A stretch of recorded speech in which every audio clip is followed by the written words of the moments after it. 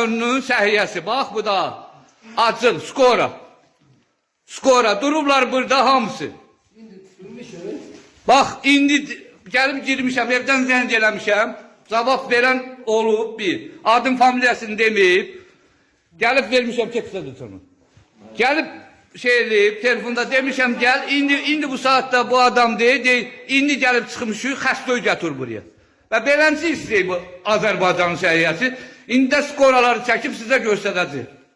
Belə skora 1000 manat, 1500 manat hökumət bunlara pul verir. 1000 manat, 1500 manat hökumət bunlara pul verir. Və bunlar nə olacaq? Bu da durublar. Hamısı da durublar burada. Gəlmirəm, kefim istəmir, gəlmirəm. Zamisur ora. Bu da 1 skora, 2 skora. Obrisləri də çəkim görsədim. İkisi hələ buradadır. 3 skora. 4 skora. 5 skora. 6 skora. 7 skora. Biri de o da 8 skora.